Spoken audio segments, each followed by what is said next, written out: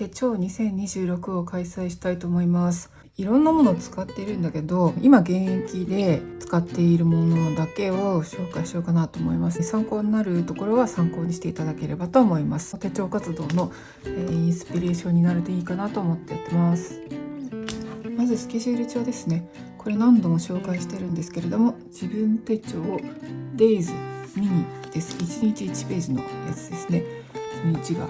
こういうふうに左と右に分かれていて、だいたい私は右にスケジューリングして左に To Do なんかを書いてます。結構気に入って使ってるんですけれども、最近は結構こうやって To Do を真面目に書くようになりました。さてどうなることやらですね。で2026年は、この間もショート動画でお見せしたんですけど、自分手帳 Days ミニの B6 スリムのやつですね。これ勝手に私が観光記念展のチラシを入れたんですけれども、ちょっとこのカバーはねデコレーションしていこうかなというか、自分の好きなやつに変えちゃおうかなと思うんですけど、重いよね。重いです。軽くしてください。自分手帳さんお願いします。これがスケジュール帳です。これがジャーナリングノートね。前もこのノートにお見せしたと思うんだけど、メインで書くやつ、考えていることとか頭にあることをつらと書いてるけど、私これね20歳の誕生日ぐらいからやってるので、もう30年弱ですね続けていますよ。いろんなサイズのノートとか試したんですけれども、今はこれもうそろそろ終わるのでね、次のに変えようかなと思います。また何にしたかはお知らせしようかなと思います。やっぱこういうね何でも書けるジャーナリングノートがあった方がいいかなと思います。思い浮かんだアイディアとか頭の中にあるモヤモヤとかブレインストーミングすることもできるし、すごく便利に重宝してます。毎日持ち歩いてます。必ずカバンの中にこれがある。これ最近始めたやつなんだけど、ブレストノートなんですよ。 A4 のね大きなやつで無地なんだけど、これ100均で買ったノートですよ。本当すごいいい感じですよ。クラフトで何もなくてシンプル。ちょっと壊れ始めてるけど、これ何に使っているかというと、ブレストですね。こうやってまだ始めたばっかりなんだけども、ちょっとあんまりお見せできないんだけど、ダイブレストみたいに、ダイブレストって呼んでるんだけど、仕事のこととか本作りのこととか、いろいろ何でもこう頭の中にあることが多すぎるので、それを全部まず見開きのページに書き出すじゃない。それを見開きだとこうやって A3 になるので結構大きなスペースなんですよ。やっぱり本格的にブレストやりたいっていう時は大きなスペースがあるとすごくいいかなって思います。あとダイブレストをやる意味なんだけど、よくマインドマップとか言うじゃないですか。マインドマップはすごくいいんだけど、でもマインドマップって一つのことに対してソリューションを考えていく方法なんだよね。だからその一つのことにフォーカスしきれないいろんなことが頭の中にあって、まずそこのマインドマップの課題として中心に据えるものをどれからやればいいの、どれにすればいいのっていう状態になっている時には、まずダイブレストみたいなのをやって、でそれからこうやって中身を分類していくみたいな、分類してマインドマップにしていくとか、リストアップしてみたりとか、結構テーマ別にブレイクダウンしていったりとかさ、そういうことをやってるわけですよ。またこれについては詳しく別の動画にしようかなと考えています。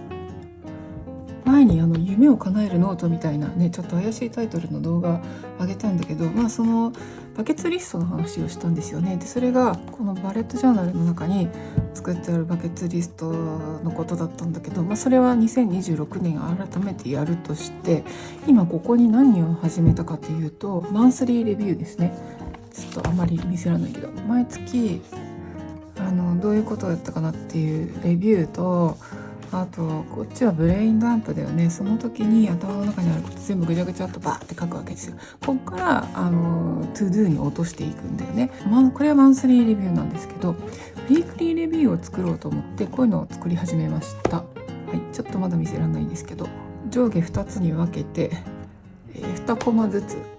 使ってるんだけど、さっきのブレインダンプのところからこの週にやらなきゃなというか、この週にやりたいことっていうのをリストアップしていって、それをちゃんと1週間後にレビューできなかったことはまた次のウィークリートゥドゥの方に回していくということなんだけれども、レビューの時にねどういうやり方をしようかなっていろいろ考えてたんだけれども、ちょっと最近ね違う色のペンでコメントをつけるっていうだけにしました。新しい欄を作るとなかなか埋めるのが大変で時間もかかっちゃうので、さっさとこれがそうなのねと、これができてないのねとか、これはやりましたねっていうことをコメント書いて、でまた次に反映していくと。でもトゥドゥがいっぱい書き出して、私は頭の中がいつもいっぱいなので絶対終わらないんだけど、こんなにたくさんのトゥドゥ。それでもまあいいかなと思って、どんどん次の週に回していったりとかしようかなって思っています。これがマンスリーレビューと、ウィークリーレビューですね。さっき言った夢を叶えるバケツリストみたいな動画の中でも話したんだけど、プロジェクトノートを作ってますね。このベッシーヘッドって書いてあるんだけど、私はほらベッシーヘッドの作品を日本語に訳して出版するっていうことを、ずっと長年やってたので、それに関する特別な一冊のノートでログとかやりたいこと、コンセプトとかブレストとかのいろんなことに使う、とにかくベッシーヘッド関係のことに使うっていうプロジェクトノートを作ってました。で仕事関係も結構案件別に私ノート作ったりしてたんですよね。手書きでやっぱりガリガリ書くのが好きなので、とにかくノートを埋めていくことが大好きなので、いっぱいいっぱい手書きのノートに書き込んでました。でそれぞれプロジェクト関わる案件がねいろいろ複数あったりするから、複数の案件で一つずつノートを用意してたんだけれども、ただちょっとここ数年は疑似メモをパソコンで直接打ち込んでいる形式にしました。オンライン中心にねリモートワークになってから割とそうするようにしたんですけど、パソコンでもう会議中に直接疑似メモを作っていっちゃうっていう、でもバババーっとワンノートを使ってるんですけど、タイプしていったりとかしますね。でこのワンノートは疑似メモもそうだし、いろんなヒアリングの時のメモもそうだし、手書きより早いので、それからコンテンツノートにもしてますね。ネタ帳というのかな、私ノートとかに文章をいっぱい書くじゃないですか。でそういう時ってここにコンテンツに割とコンテンツっていうノート作ってるので、ここに割と雑多な思いつきバーッとメモってるんですよ。でこれをまずワンノートに、粗いテキストでブワーッと出していくんですね。それを打ち込むのもワンノートを使ってます。すごく便利ですね。ノートの記事になる前の段階の荒々の文章を作ってるっていうのがワンノートですね。だからパソコンとかねデジタルもアナログもうまく使い分けていけばいいのかなとは思ってます。これ本当に最近始めたんだけど、昨日ぐらいからコンテンツプランニングにしようと思います。何をどのように発信していくかっていうのは私多すぎてわけが分からなくなって、本当に感覚的にやってきたので、新しいノートにスケジュールに落とし込んで、どのようにノートの記事とか YouTube とかを発信していくかプランをしようかなと思いました。今までそうやってやってきて挫折してきたんだけど、今回からやっぱり新しくそういう風にこのノート、特別なノートを作ってやってみようかなと思います。ちなみにこれは無印良品から新しく出たノートマンスリーですね。薄いし安いしね、すごく使いやすいのかなって思うので、これを試しに使ってみようと思います。これがコンテンツプランニングね、発信のプラン、スケジュール帳とは別です。あとねしばらくやってなかったんだけど、止まってたんだけど、また再開したのがこのブックメモですね。とにかく読んだ本の中身をこうやってメモっている、ここはいいなって思ったのをメモっているだけのメモ帳です。こういうのパラパラ見返すとね、その本のポイントというか自分が心動かされたところが分かるからいいかなと。ちなみに分類したりとか何したり何したりっていうのをね、読書メモマニアの人たちはいろいろやってるんだけど、そんなことは私はめんどくさくてやりません。ただのメモです。はい、それでも十分ねレビューするとこういうこと書いてあったよねっていうのが分かっていいかなと思ってます。これ読書メモね。ちなみにねこれとねこういうノートはね私の手作りです。ショート動画に手作りノートどうやって作ってるか書いてあるのでよかったら見てください。それからねプロジェクトメモに近いんだけど、これずいぶん昔からやってる、実はちょっとあんまり見せらんないかも見せらんないもの多いね。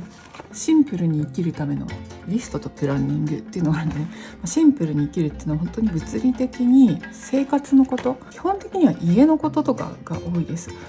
家をこういう風なレイアウトにしたいとか、こういう風に綺麗にしたいとか、あとはもう具体的にこういう家具を入れたいんだけど何センチかける何センチでここに置いた場合とか図面描いてみたりとかね、あと自分の理想の家のことを描いてみたりとか、理想の家の絵を描いてみたりとかっていうのをちょっと恥ずかしくて見せられないんだけどやってます。で2024年の最初に引っ越したんだけど、その時には引っ越しメモみたいなのに使いました。なんか今持っている家具が何センチかける何センチかなって、それが新しい家にどうやって配置できるかなっていうのを考えたり、あと引っ越しの時に手続きのこととかをここにメモったり、あと処分するものとか持っていくものとかをこうバーッと書いて、粗大ごみに出すものとかね、いろいろあるのであと書いてここで管理していました。テイクとかトスとかね書いてありますけど、持っていくものと捨てるものとか手放すものとかそういうのをねここに書き出していました。シンプルに生きるためのリストとプランニングノートです。何度か登場してるけど、これ旅ジャーナリングですね。ちょっと水染みがついてるんだけど MD ノートライト新書サイズ、これ1冊しか入れてないけど2冊入れることもできますね。旅用のジャーナリングにしてます。荷物の軽量化が大好きなのでね、私旅行に行くときはいつも使ってるジャーナリングノートって実は持っていかなくて、いっつも毎回カバンに入ってるのに、旅行の時だけはこっちの旅用のジャーナリングノートを使っています。はい、軽いっていうのがね大事。そしてちょっとイレギュラーなんだけど、こういう小さいメモがあって、これママって書いてあるんだけど、うちの母がね今年っていうか正月に大怪我をして入院してすごい大変だったんだけれども、手術したりとかねそういうのもあって、で、ここに母の記録とか何時に何があって何時に病院に連れて行ってとか、薬のこととか治療のこと、先生に聞いた話なんかをバーッと小さなメモに全部メモってきました。で母の様子がどうだったかとかね、そういうことも書いてました。で自分自身が入院してた時も入院用のノートを一冊、それも MD ノートだったと思うけど用意して、ジャーナリングもそうだけど日々の記録付けもやってました。何時に薬とか何時にどういう風になったとか、ちょっと気分が悪くなった何時何分とか、細かいチェックみたいなものをそこに書いてました。でその時に頭の中に思い浮かんだこととか思っていることみたいなものもジャーナリングノートに書いていったんですよね。でちなみにその2023年の終わりぐらい、11月ぐらいに手術したんですけど、その時に入院ノート書いてた中で思いついたのがこの動画にも上がっているんですけれども、よりよく生きるために決めました、私たちの子宮トランスフォーの治療ストーリーっていう冊子を作るっていうことなんですよね。それはもし興味があったらね、その本ご覧いただければ嬉しいかなと思います。最近何度かショート動画でアップしたんですけれども、モーニングページですね。前やってたんですよ。本当に昔やってたんだけどやめちゃったんだけど、でもそれを再開したくなって始めたんだよね。でこの3週間ぐらいこのノート、私の手作りノートに朝起きたらバーッと頭の中にあることを書くっていうやつなんだけれども、これが1冊埋まったのでちょっと思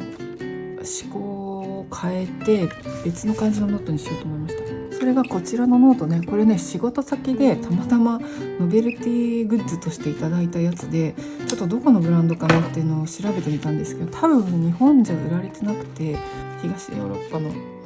国なんだけれどもさ、そこでもらったやつでちょっとしっかりしてるじゃないですか。ソフトカバーですごい綺麗でしっかりしてて、もったいないなって